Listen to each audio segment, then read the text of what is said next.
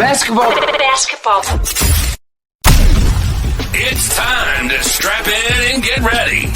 The Insight NBA team is in the arena, bringing you the ultimate play-by-play on who's hot and who's not to help you win your leagues and dominate your mates.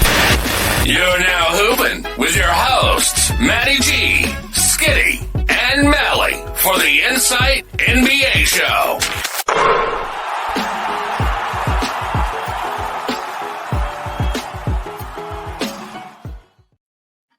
G'day everyone and welcome to the Insight NBA show. I'm your host, Matty G, with these fine other hosts, co-host and part of the Insight team, Skiddy, the man who has quit basketball to follow Jesus or to at least look like him with that mustache and beard, just like AJ Griffin. How are you, Skiddy? I am the complete opposite to AJ Griffin, but very much I'm going very, very well, G Whistle. Been nice, getting away a little bit for the fam, looking after the house and the young ones and everything like that. So good to see you as well, joining us today, Malley, with another beautiful mustache. Great mustache. Yes, indeed. Malley is the guy who quit basketball to follow Skiddy, who wanted to follow Jesus, and he just ended up following Skiddy on X instead. How are you, Malley? Good, mate. I'm just trying to think of what Skiddy said there, that he's the opposite of AJ. Or like, did you start basketball to follow the devil? If you basketball to follow Jesus, you must be starting to follow Lucifer. Let's just say I have different views to what AJ said. Let's just leave it at that. We're not a religious podcast or anything like that. We're just like beer bear, don't care. You know how it is. Give people what they want. Like, he'd just be the opposite of that entirely at the end of it. You know, where they walk up to AJ Griffin, like he's just hit a massive game winner. And, you know, he just walk up to, what do you think today? He's like, oh, man, all praise to Jesus. The opposite would be just walking up to the guy at the microphone. It's like, yeah, we were in the game until Jesus made me miss. I just absolutely ripping it out. This is the NBA preseason hype train. This is burning questions that we want to know before the season, because we've got 3 weeks away from fantasy. So this is dropping now, boys, 3 weeks away from the NBA season kicking off. Draft season is kicking off. My first question to you, I'll go Skiddy and then Malley first. Who is the biggest bust candidate for you so far that you have seen, Skiddy, in draft? So who is the number one guy right now that is like a little bit like, oh, no. I'm seeing a lot of Ant Edwards, Chet Holmgren really starting to push this first round, and I just don't think they can return the first round value. More Ant Edwards than Chet. Yes, Chet can bring blocks, and you have to reach for him if you want to try and become, good in that category. But with Ant, I understand that there's going to be a lot of hype going around him because, you know, he's the flashy type of player. But last year, he was 30th or something like that overall. He wasn't a first-round player per game either. There's going to have to be something that changes for him. And people can say, hey, Karl Anthony Towns is now gone. But we've now got Julius Randle in there as well. And then they've got a very decent backup in Dante DiVincenzo. I think Ant's the guy that's been – if you're drafting Ant the first round, too high for me. I don't think that he has first round in him unless he can bring more steals to the table or more assist ball handling with Mike Conley maybe taking a back seat. More rebounds I don't think can happen. Percentage-wise, something like that. Something else has to change for Ant to be able to be this first-round player that some people see. But I just don't. Yeah, look, I'm going through really quickly. I know Anthony Edwards was 28 on #basketball on Basketball Monster. He was 37 last year. Mm-hmm. So we're expecting a really big jump. And I think it goes to the point, Malley, you would agree with this, that the jump that you need to take to move from that position is quite significant when you're in like that 25 bracket to get into the top 20, top 15 bracket. Like, there's a reason these guys are just outside that round. And then there's a reason that the first round guys are our first round guys. And even there's a quantum leap within that. Like, you look at those top four guys, like there's such a huge gap between 5th, 6th, 7th and 1 through 4. Like, you know, I think sometimes when you see all these ducks in a row like this, you think, well, there's going to be an even gap between 1 and 2, as 2 and 3, as 3 and 4, all the way down to your whatever you're going to, 168 deep. But it just doesn't work like that. And I guess that's my my thing that I find is still sickening, is looking at poor old Fred VanVleet still out in the ether, mate. Like, it's unreal. And I remember this being the case for him last season. So it's not even like he's redeemed himself and people's minds are like, okay, like you're a good boy, Freddie, but there's there's still so much hate, which I'm all right with because I'm going to be snapping him up. So I'm not We going just to did a draft yesterday as well. And we were both competing for Fred Van Vliet, drafting each other, and we were like, "Who's going to take Fred?" You love Freddie too, don't you? Mate, Skiddy. yeah, Yeah. absolutely, Jay. When we think, I 100% agree with you, Malley. I think it's a great pickup because no one notices the fact that Fred Van Vliet literally averages 0.8 blocks. For a guard his size, you don't find players that block that at the guard position as good as Fred Van Vliet. When we're talking that, he's probably about what, 4th or 5th best behind Shea, Caruso, Derek White, and then it's probably Fred. So. Yeah. That's where we kind of lean with that, and obviously he can bring more categories than Caruso. So we all know that I'm high on him. We all know that Malley and Skiddy, the boys, are high on him too. And today was another shift in the ADP data from Yahoo. He slipped again. Now this time it wasn't. No, but this time it wasn't. This time, no, he did, but it was only by like 0.1. He was 39. I'm just going to check it. It was. He started off, I keep on going back and looking over. It was 36.4, 37.4. Oh, sorry, 37.7. He came in a little bit. Hello, 37.4. He dropped back 1.5 spots to 38.9. Then he was at 38.8. And then the last 2 weeks, he's gone to at 39.2 and 39.3. So he is settling into that late 30s zone.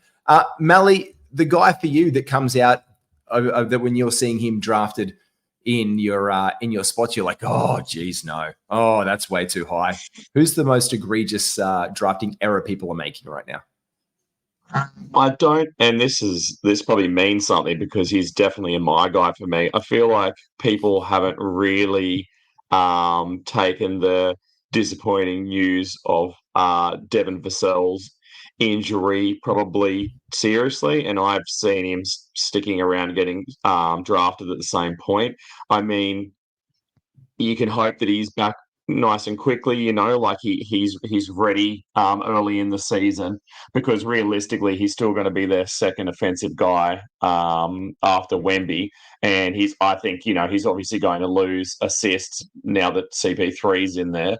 But there's still so much value with this guy. But he's another fella like a Mitch Robinson who's in the headlines at the moment, who just can't seem to get a healthy season under his belt. And probably unlike Mitch Robinson, where it's not like I think there's a lot of potential there that we haven't seen.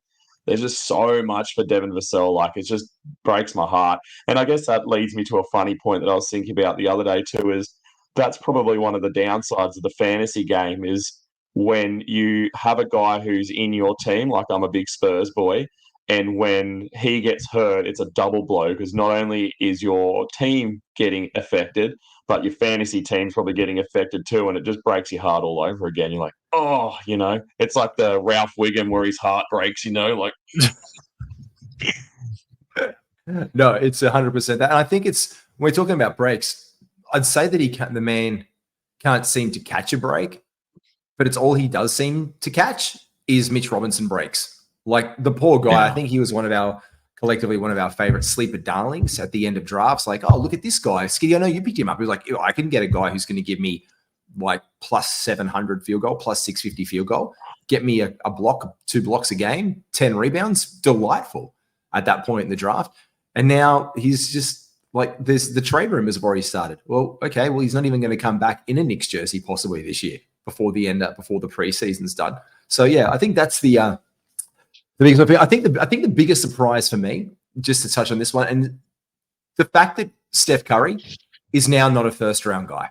I think for me, it's the fact that we have settled into, I think maybe 1 in 10 or 12 drafts. We're now living in a world. The biggest surprise for me has just been we're now living in a world where Steph Curry is not a first round fantasy player. And I'm just, after last year and that drop off and that decline, I think for me, can you guys, for the last decade, remember seeing Steph go anywhere else but the first round?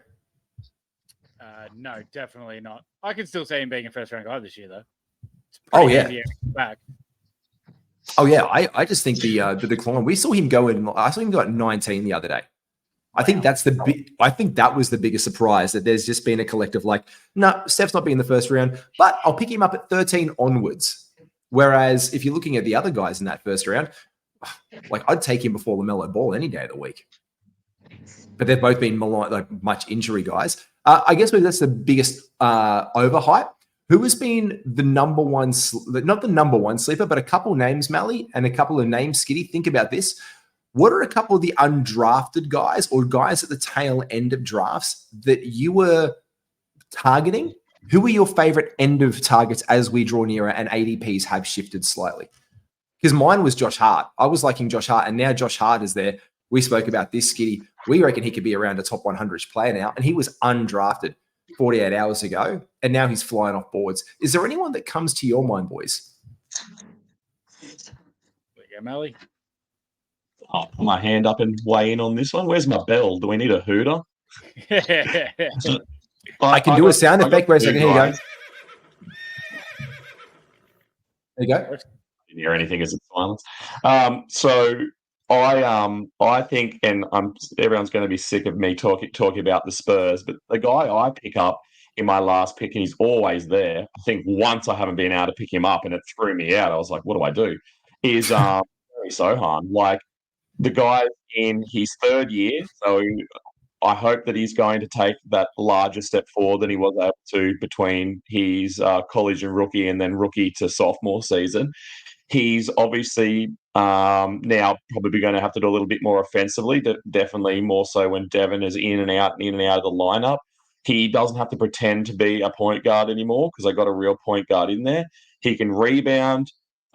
He's doing his weird one-hand push shot free throw, which like is working for him, and it's enough now. He kind of just like shot puts it in, which is a wild. Who's got an uglier free throw than him? Who was the guy who did the underarm ones? That was Rick Barry. If you remember, Chuck Hayes from Houston, the 6'6" center, his free throw was fucking horrendous. I've never seen a Chuck Hayes free throw. Oh, type in Chuck Hayes free throw on YouTube and you will just throw up of how bad that is. There's someone too that kind of does one that's like someone does one, I forget who it is. This is your game, Skiddy, where I do the actions. It's like and you fill in the gaps. Who's the guy who just kind of like does this and you just kind of like flicks it out of his hands? It was a point guard. Oh no, I don't know the point guard. Another one down low is Sean Marion. Or Kevin. Maybe it's Martin. Sean that I'm thinking of. Like a Kevin Martin also did it. Yeah, that's Sean Marion. Yeah, sure, Mary. It's almost like a Kamehameha. It's almost like a Kamehameha from Dragon Ball Z. I'll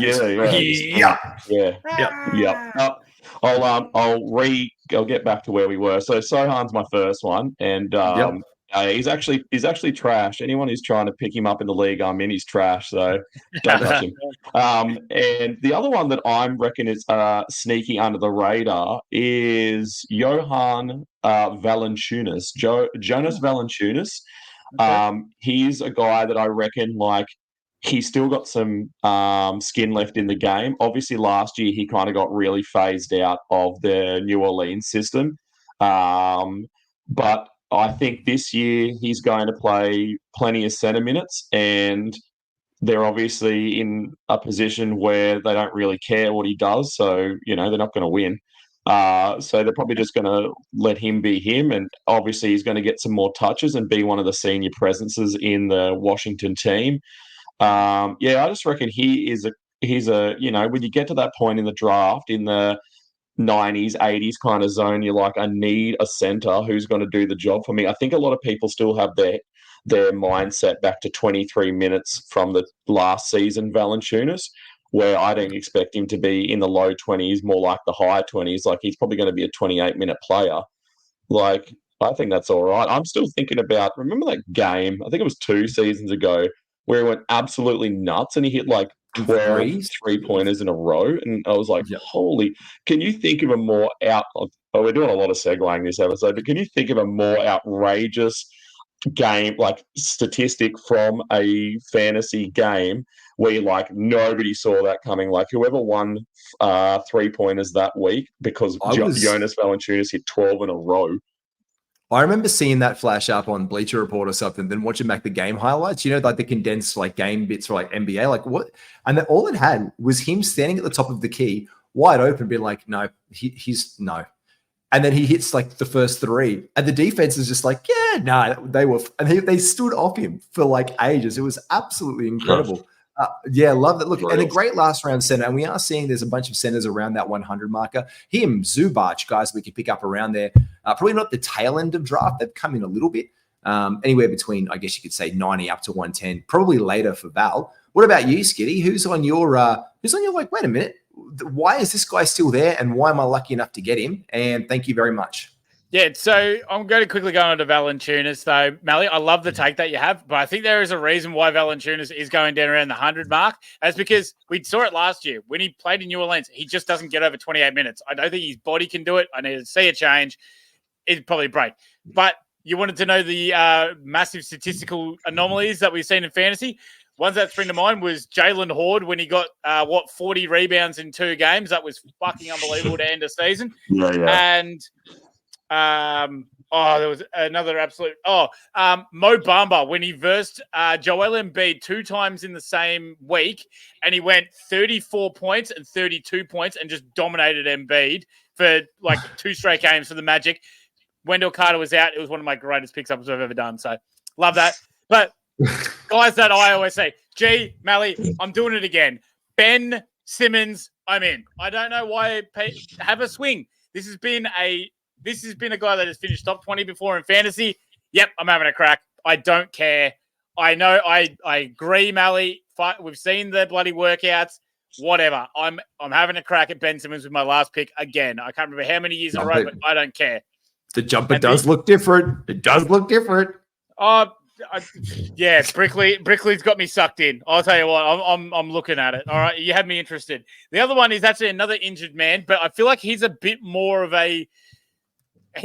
Ben Simmons has the starting point guard role, we assume, in Brooklyn. Yeah. Now this one's the one that I'm still going with. I still feel like Jonathan Isaac is a last round flyer type pickup. We saw that he's on the 4 years for Orlando now, but the thing that interests me, and I've been saying it every single time, is this is a guy that can get bulk steals, bulk blocks, great defensively, can get rebounds.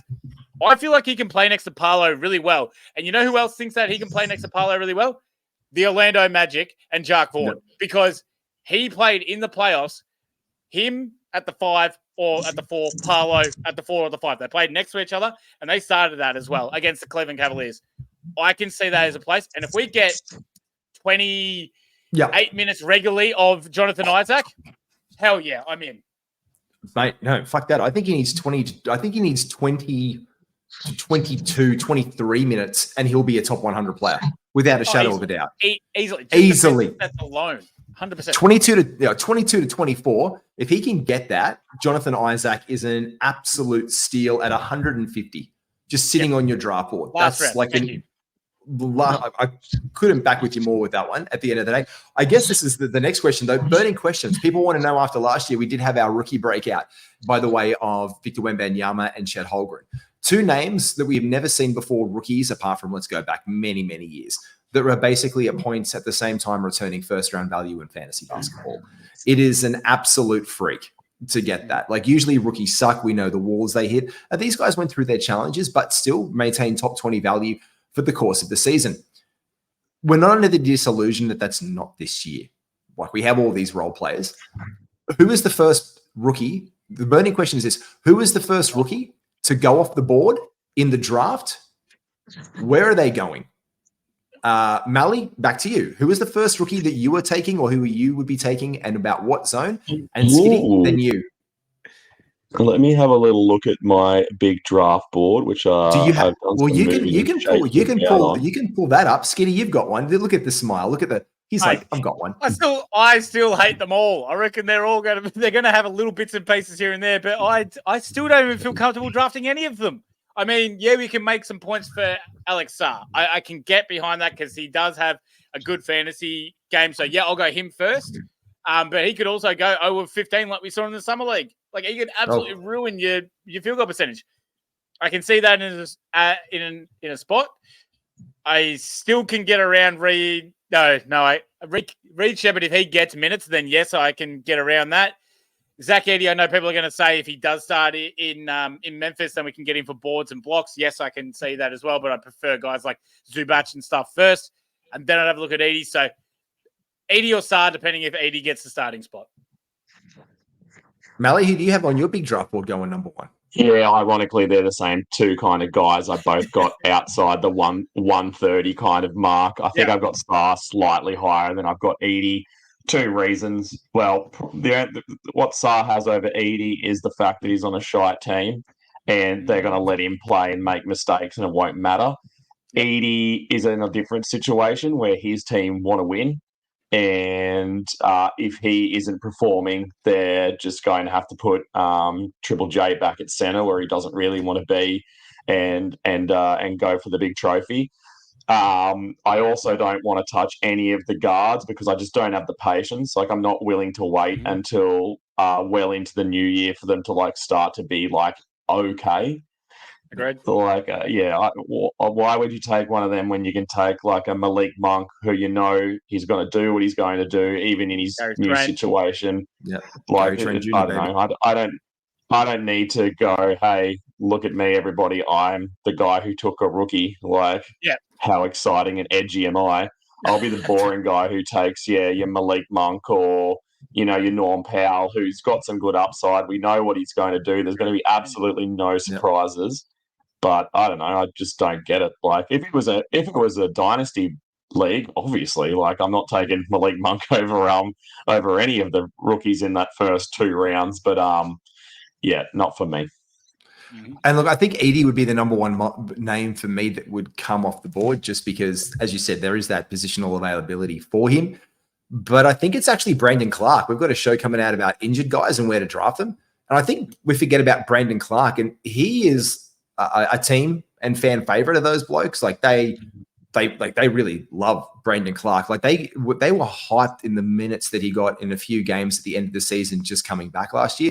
He was, for all intents and purposes, the guy that they wanted there before he went down. Like we know he's that firework off the bench, but I would much rather, as opposed to Zach Edey, like let someone take that punt on him and then him not get minutes and lose out and be a bit of a shit show.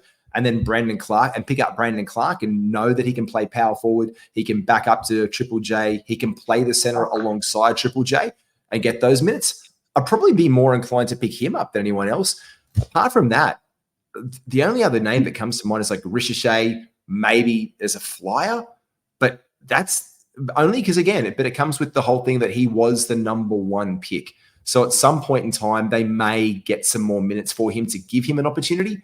But that's all that aligns with. Like I'm not like frothing at the mouth to draft my Wembanyama in the second round like last year, or picking up Chetty Holmgren in the 30s. Like I could be very happy this year, not even touching a rookie in my draft. Facts. I think one I have like a little bit of a keenness for, and in my 20-man draft, I'm going to take him. What's that? Bob Carrington. It's Steph Castle, isn't it? I don't think you're going to guess this one. He's a guy who's probably, I think he's got a decent chance at getting a start because Kalel where? The guy who's Kalel. Yeah. No, it's not Kalel. He is a proto kind of big though. He's a Chicago Bull. Oh, the booze bus. Matis Bouzazis. We call him the booze bus in these parts. Yep. Yeah, I'm definitely not in on Patrick Williams. And I just think that, he looked okay in the Summer League, which I know isn't the NBA regular season. But I don't think you could really say that Saar or Edie are rookie flyers. Like they're just guys who you're going to eventually take if your league is deep enough. But I reckon Matas Buzelis, the booze bus, if you had to say who do you think's going to have a surprising season and maybe have some fantasy value in 16, 18, 20-man leagues, he's my man. Yep. I like that from you. Okay, this is a personal question time. Of all of the analysts between myself and Skiddy and Malley and Matrix, we put together our big draft board. If you haven't got onto it yet, make sure you do get onto that. We do have the big, I think, were you holding out your arms there, Malley, to how big the big draft board is? Because if you can tell, it actually doesn't fit the length.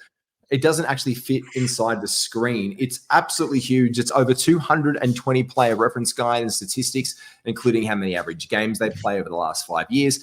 It has our big draft boards where we're drafting these guys or we see them falling. And then it does the consensus big draft board at the end of it. This is my time to grill each of you on your respective ones. For a start, the first one, can we just, because Matrix isn't here and we can talk shit about him behind his back, he has Domantas Sabonis at number 10. He is the highest of all NBA Insight people on Big Domas.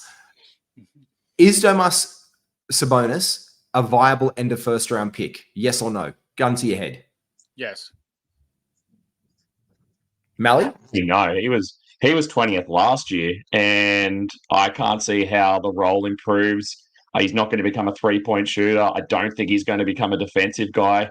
He's going to do what he did last year, but he's like the guy who's coming in and filling the space is a guy who doesn't like to shoot threes. Sounds like Domantas. Domantas. He's a guy who wants to get into the paint. He's a guy who isn't afraid to try and wreck the rim a little bit. He can pass. So can the guy who's coming in DeMar. Yeah, I could see it's not like an outrageous taking him 10 because he does things that are hard to get in those first few rounds. Like there's no one else who's going to get those rebounds. So if you want to start off with a hot rebound start, take him at 10. But I just don't see how he can, on average across the three sites that we looked at to help rank get our guys lined up. 20 was the average from last year, and I just can't understand how we can go from 20 to 10. Personal question time. Skiddy. Yep. Yo. How much in bed with you are with the New York Knicks organization and saw the Randall trade coming with Cat? Because you had Jalen Brunson already on your big board, the lowest of all of us analysts here at Insight. You have him in your most recent update at 24 before the trade. Do you now bump Jalen Brunson up higher, or is he going to stay the same for you? It's not much of a swing, but if anything, I will bring him higher. I feel like with the reason why I did have him down is because Randall was such a ball-dominant player. It's get ball, spin, move, take mid-range shot, miss, repeat. But now that that's gone and he's playing with this beautiful center option that he can pick and roll with, he can pick and fade with, he can hit Cat wherever the hell he wants. Cat can play wherever he wants and let Brunson do whatever he wants as well. Completely space everywhere he needs on the floor. I love the situation for Brunson, especially. So, yeah, I mean, I'll probably bump Brunson up now a little bit with this Cat news coming across. Just on that, Malley, are you bumping him up or are you keeping him whereabouts he is? No, he kind of settles in a spot with me. I'm not 100% on that dude just because what he did last year was without the other, as Skiddy said, the other ball-dominant player in Randall. So, yeah, I don't know. That's a gamble for me. So I don't like it. Here's one for you, Skiddy. Fuck, marry, kill, G, Malley, Matrix. You can do that one off air. No, you do that one now. I thought you said personal questions. Yeah, that's fair enough. I can answer that. I'll fuck Malley, fuck G, and fuck Matrix. Oh, you sexy boy. Having your cake and eating it. Yeah, that's right. I'll have all the cake. Oh, he's eating all the cake in that one. This one we call the Heartbreakers Club, obviously because Skiddy is not part of it, but this is indeed this club. No question about it. I am ready to get hurt again. Ready to be hurt again, guy. I have my personal preferences and biases to who has hurt me in fantasy. One of these guys is one Mr. Darius Garland. Now, I was really into him last season and he broke my heart.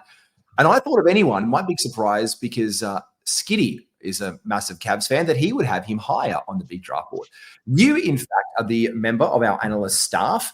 Do we call ourselves staff when we don't get paid? Anyway, staff for Darius Garland, who gets 54th on the big draft board. Yes. Why are you establishing Garland being back and returning a lot more value than he did last year, but seeing getting towards previous highs. Why is Garland this year kind of going under the radar a little bit for you? Yeah, Skiddy. Let's keep the focus on you.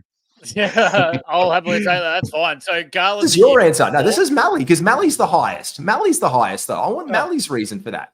Cool. Oh, okay. Oh, I should have kept quiet. I thought you asked me, but that's fine. Well, no, because Malley's higher on him on the draft board than you, and I would straight away be like, oh, fine. I love hearing what Malley has to say. So Malley, please. Yeah. Just put my big bloody foot in it this time, haven't I? Because unlike the other players on his team who are going to lose minutes, I think he's only got minutes to gain. He didn't play a lot of minutes last year. He was continually coming back from weird injuries. What did you say, Skiddy? A poke in the eye and kicking the taint or something. He had some weird ones. He had 3 or 4 eye injuries, then a hand injury, a wrist injury, and then he had like a back injury at one point as well, which was weird because it wasn't anything, but it was just something that niggled. And then weird ones. So dude's walked under ladders, smash mirrors, cross black cats. Like he's got all that out of his system last year. Exactly. Also, it's not like he was a new guy in a team that was already well established. It wasn't like they brought in other pieces like has happened in PG going to Philly this year, or DeRozan going over to Sacramento. So like we know what this team is. We know in the past he's been fine. I think he's one of the safest guys to write off as just having a down year. Like I don't think you could say that for someone like Clay. Like even though nothing had changed and he had a down year, I just think he's in that part of his career where the wheels are starting to get a bit wobbly and a bit loose. But I don't know, like Darius, to me, that just seemed a bit of a freak and disappointing year. No one could say that they got fantasy value out of him unless he dropped to like Fred VanVleet weirdness levels in your own league last year. But I'm not worried. I'm happy to take him at premium. Well, this actually fitted into where Skiddy tips up on that, because the Cleveland experiment, my question was this, Skiddy. If the Cleveland experiment doesn't work during this season, do you think we see a trade there, Garland gets shipped out, and this only boosts the stock of other guys in town like Donovan Mitchell, Evan Mobley, and Jarrett Allen, and we see these 3 guys collectively finish top 50 in fantasy this year? I mean, that's probably the most likely if that is going to happen. I just don't think that will necessarily happen. I think Garland, they've shown the faith in Jarrett Allen by re-signing him. Mobley's not going anywhere. Donovan's not going anywhere. Garland, I feel like the only way that they do it is they're not completely comfortable with the 2 small guard lineup. They'll try and get a bit more size there and let Donovan run the show. But I think at the moment, Garland, he was coming back from so many injuries, as Malley said. I feel like it's going to be fine. I reckon he'll still be there. And then it's off-season problems, if anything. But I reckon Garland will still be at Cleveland for this year. It's a funny team too, because they're really balancing the boat, because they've got 2 small guards, but then they've got 2 enormous centers playing power forward and center. So they kind of equal each other out. And then they've got like a weird fit with Strus in the middle just because he like scissors paper rocked his way over Karis LeVert to be there. I think whenever there's a coaching change, I think it's because they looked around at their team and went, this all feels good. Like, we don't need to get rid of someone or bring someone in. Like, this seems to work. Like, the magic's here. Let's just get a different driver of this bus and see what happens. G, may I involve you in one? Because I'm looking at my controversial data here, and this is actually going to be a... Please, turn it on him. You two are about to tag team me. I'm going to go up against both of you. I'm feeling feisty. I've been hitting the bag this afternoon. The box. Sorry, just whatever bags you hit on the weekend, Skiddy. Look out! Allow me just to take 1 second for that and take a sip from our sponsor, Standard Squeeze. Here we go. Good shout. Thank you very much. 4-on-1s in the air. Make sure you use promo code IFS15. And I actually spoke to Ash today from Standard Squeeze. Lined up some new gear for the offseason. And Malley, you'll be very happy to know that part of their merchandise are tank tops. So I've said, well, Malley doesn't wear sleeves. So can we get an SS because he refuses as part of his contract for someone who's not paid staff, just basically no sleeves. and he'll do any show. He'll do any show. And so that's on the way. But make sure you can get all your merch and your 4-in-1s and your standard squeezes at our good friends Standard Squeeze. Promo code IFS15. Go fire up, hit us. Look what you use. I'm looking through, and Matrix probably needs to be here, and I could do a 3-on-1 because in our big draft board, we've got this is before we made a little changes, so I could have changed a little bit, but we've got Miles Bridges at 56 as an average draft position. So that must be the three of you pulling him down and me pushing him up because I had him at the golden number of 69. Last year, he finished the season at the 56th position where he was driving that team. There was no ball. There was no center. I mean, they were without Mark Williams, and he could kind of do whatever he wanted. And although he wasn't as flashy as he probably was in the past, doing his whatever public service, picking up trash and doing silly things. So I'm not blaming you two exactly. Matrix might have him at like 14 or something, and maybe that's bringing him down to 56. You can blame Skiddy and Matrix because they've both got him at 50. I've got him at 55. I'm not as anti, but then again, I actually do see the merit for that. And Skiddy, I'd love to hear your argument because I know when we spoke about him last year, you were talking to me a lot about his fit with LaMelo, which we really didn't get to see. Yeah, no, my big point to come back to when I'm talking about Miles Bridges is last season, he was 57th overall, 57th per game, 58th overall, according to Basketball Monster. But when he had that really, really good year 2 years ago, before he had all the iffy bits and pieces, he was the 31st ranked player.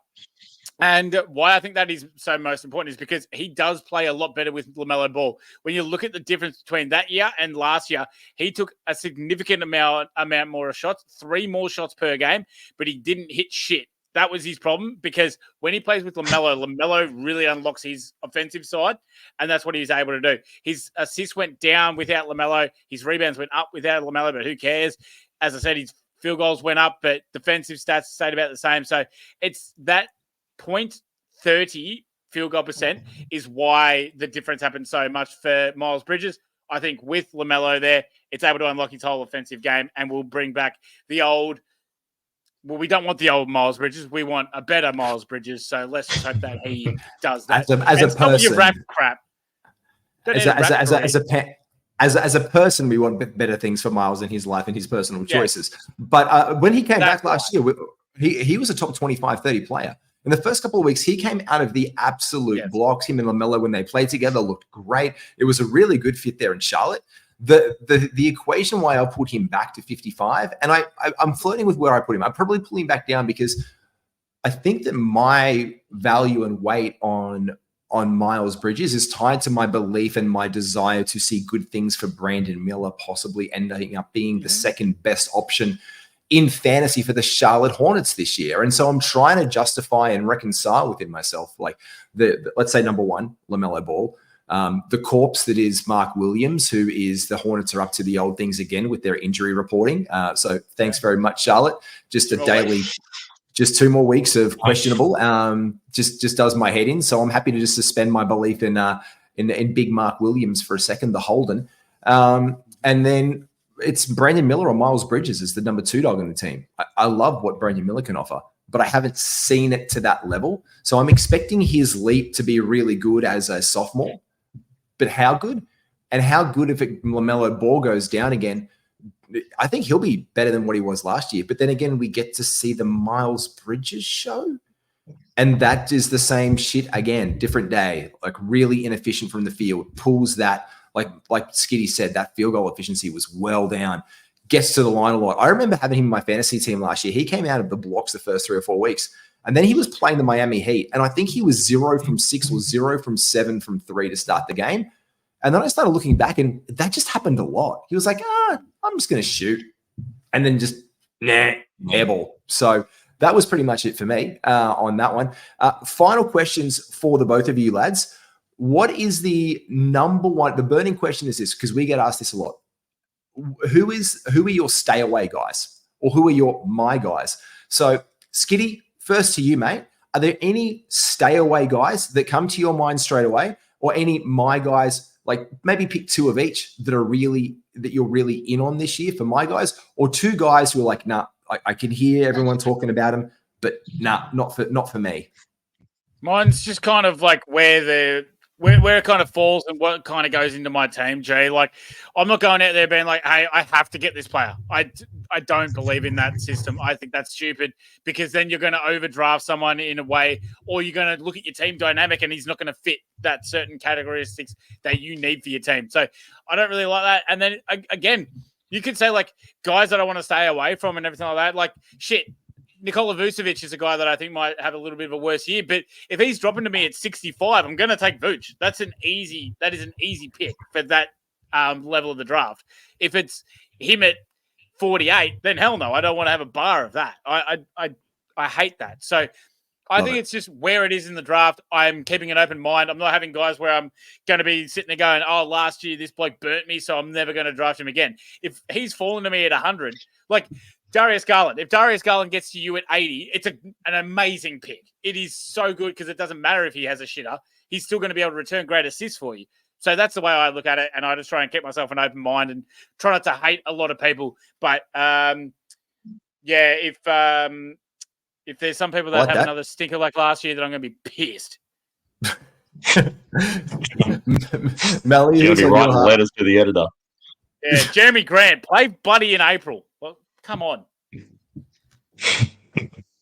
Yeah, it's brutalized. My 2 guys that I just watch roll past me and kind of wave to them as they go by. One is Jimmy Butler, and Skiddy's just gone on his high horse and said that he won't let anyone, he's not going to let the past ruin the future, and like he had his whole political stance. I'm a little emotional sookie cat, so I'm like, nah, I'm not taking him again. Not this dog. Like he screwed me up so many times, and I know that at 50 that is value. Like he was mid-20s last year, and so it is. I just see him sitting at 50 often, and I'm like, oh God, I haven't taken him in one mock draft, but mark my words, I pick him up in one of our leagues. He's going to be there, and he's like catnip for me, mate. Well, that's exactly right, because he has now settled officially in the last 4 weeks. So in the last month of Yahoo data, he has started at 47, he has dropped back for 49.8, 49.6, and then 49.7. So he is going to routinely be there for you on draft day, right around pick 50, and you're staring down the barrel of a Butler gun at pick 50. He's also there when Tobias Harris is there, and I just like the safety of him. He's my little cozy, like snuggly blanket. I just like, what he's going to do. I just slot him in. He works with whatever team I've got. The other guy that I have prejudices on, but I feel like they're at least more justifiable than my sookiness with what's his name, Butler, is Miles Turner. I seem to be a big Miles Turner hater.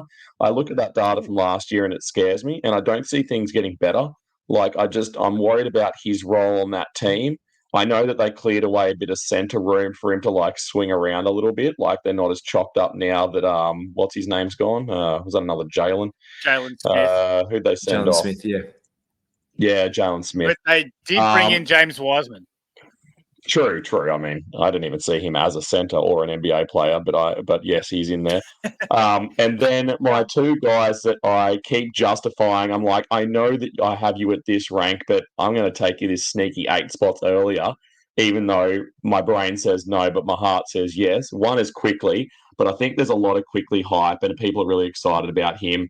And that's probably another reason why I can never justify like, he'll be there in my next pick, because I know he won't. So I think I took him at like 42 the other day, and I'm like, oh, this is getting silly. Like I've got to like temper myself here. This is dangerous. Like 50s, you're laughing. But when you're getting closer to 40, yikes. The only other guy that I seem to be very much into getting was, and talking about getting ready to get burned again, my other one is Jordan Poole. And I think it's because like if he has another terrible season, people are only going to have sympathy for me as a Jordan Poole owner. They're not going to be like, oh, you dickhead, you fell for it again. They're going to be like, oh, like that's okay, mate. Like he's all right. I'll take him off here. I'll trade him for I'll give you I some am, for him. I am hammering into you if you take Jordan Poole at 70 and he has a stinker. I'm going to laugh at you again. And I'm just going to get in contact with the State Emergency Rescue Service and get one of those big metal alfoil blankets that they give out to people to keep them warm at the end, and just send you one of those. I know it's a high risk, high reward, because the risk is he shits on you again, and then you go, people just go, told you so, like you're a doofus. But this is my question to both of you as we start to wrap up here. Who is a player that you would take more happiness in if they had a real blinder, and who's you like, I told you so guy, like that you're really willing to risk it all on? I don't want you to say it's someone like Wemby. Like that's a cop out. I want you to tell me someone that is a bit of a stinker that you have a little soft spot for, that if they do well this season, you'll be letting everyone know about. Oh, it's Ben Simmons. And only because of the reason I just want to see good things for him as an Australian player. Like, honestly, just a guy who's been injured, but mental health issues as well. Like, just straight up, because I try and make good business decisions and don't draft with those guys who are going to shit the bed on me. So I avoid them. Like, that's so, like, the only guy who really broke my heart last year was DeAnthony Melton. Like, he last year was only not good because he was not available, and then he struggled with his health. But I don't kind of go in for, like, I'll avoid a guy like you. Like, I love Quickly. Like, he's been one of my guys, like, early on. But the more people go out and get him, even though his ADP data on Yahoo in the most recent breakouts actually still have him going in the 50s. He's at 56 right now, is his ADP. We're starting to see him in analyst draft go up in the 40s just because it's more of a stake your claim guy. So then the value kind of gets eaten away for me a little bit. And I'm like, oh, I kind of want to see it work out for those guys, but I don't want to touch a guy that everyone wants to get there when, like you said, people can fall. But the only guy I'm really going to be happy just to see play basketball and play more than 55 or 60 games is Ben Simmons. Like, just so we can say, hey, look, he did it. And then it was great. The irony is that Pools only burn everybody once, where Ben Simmons burn everyone like more than like a bushfire. Like he's swept through 3 or 4 times now. And that's why I think that the redemption arc is big for him. Skiddy, you? One of mine's obviously Jonathan Isaac. I'd love to see him get back and absolutely smack the fantasy value that he's able to provide. The other one that I always find myself getting it, because I always get him at about 68 because everyone doesn't care for him. Zach LaVine. That's the one for me, man. I mean, I keep drafting him. I reckon I've drafted him in pretty much every single. You have drafted him everywhere. And it's been about around the 70s. And I keep going, do we remember this guy was top 20? 2 years ago, top 20 without DeMar DeRozan. You know who's gone this year? DeMar DeRozan. Oh, yeah. I don't think it's going to be that high. But shit, if I get Zach LaVine return me top 40, hell yeah. I'll stick it up everyone. Be like, yeah, sit and rotate. I think it's funny because I keep thinking that Josh Giddey's the best player on that team, and I mean you could make a soft argument that Vucevic is, but LaVine still is the best guy on that team, like undoubtedly. But he's just such a I know we're segueing here, but who's a sadder guy in the NBA right now than LaVine? Who's more upset with their lot in life than old Zachary? No one. Dante DiVincenzo just getting to play with his mates, and they're not getting one game with him. True. No, he's stoked. He didn't want to play for New York. He said he wasn't happy with the minutes reduction. Yeah, but his mates. That's what he said he didn't want to. Like, he is happy to get out. He's also gone out of the fry pan into the kitchen. It's not like he's walked into a starting role over in That's so true. in Minnesota. Well, so hang on. This is one thing I did want to bring up with you guys real quickly before we go, because I do want to quickly discuss about this Randall trade. And I think what everyone is glossing over, like, okay, Cat's starting, Robinson's going to take a hit, Randall's going to be starting in Minnesota, and then Dante DiVincenzo is coming off the bench. Are we sure about that? Hear me out. No one of these reports that Minnesota has said has been like, hey, we're stoked to get Randall. It's all been, we got rid of Cat because we love Naz Reid. We love Naz Reid. They haven't said we've loved Randall. I reckon Randall could also be ongoing elsewhere, or something's going on there. But is there a chance that Dante DiVincenzo starts next to Anthony Edwards and they have Mike Conley coming off the bench instead? Dante's not like, he is a great player. He is a phenomenally good player, good defensively, great threes, can dish the rock. But Who's going to tell me that Ant Edwards isn't going to be the point guard or pseudo point guard, and Dante also does it with him? There's a very real chance that Dante could be moving himself into a starting role in Minnesota. If not this year, the year after. I like to think the world of where like McDaniels is the piece here that all hinges around, to be fair. Like the offensive firepower that comes from having Dante in your small forward spot over McDaniels is massive, and we know that he's a specialist like that. No. There is no question McDaniels is starting. McDaniels, Ant, and Gobert are all starting. It's whether it's Conley or DiVincenzo. There is no question that McDaniels will start. I think it's Mike. Yeah, go on. No, I was going to say it's Conley for me. I just think even if they want to play Conley there, Conley's going to get hurt because he's in his like mid-60s. So I think all the best laid plans where they're like, this is our guy, and then he gets hurt, and they're like, all right, Edwards, in your slip, like let's see you do a pseudo Shai Gilgeous-Alexander where you become the point guard, and like we run everything through you. So Skiddy, I reckon. I was about to start getting the alfoil out and making your little hat, mate, but you've tweaked something in here with me now. I'm turning the cogs, aren't I? Where Dante DiVincenzo actually could be a bloody good pickup in Minnesota, being a somewhat starting point guard. But it could generally be a You're a tapeworm, Skiddy. You're crawling in. You know what? I might put that. Someone date that. Actually, I'm going to put it on Twitter in a second, on X, and I'm just going to make sure that everyone sees that, so that it's like, hey. No, I'll clip it. I'll make a clip for you, and you can turn it from the bloody rooftops. And Malley's giving you the alfoil blanket that I sent him to keep him warm after you tore him to shreds. So, no, look, I could see that because it is kind of like what Phoenix did with the Devin Booker situation a couple of years ago, where they're like, Book, you run. And if they did the same thing with Edwards, I definitely see DiVincenzo making a role into the starting lineup. If that happens, well, that happens. And we can find out, and you can like and subscribe to all things Skiddy at SkiddyIFS. This bloke here at live_my _ fantasy, and us at Insight. He is tweeting his ass off, and we love for the show. Like and subscribe, do all the things, get the content, and we'll catch you soon, everyone. Bye.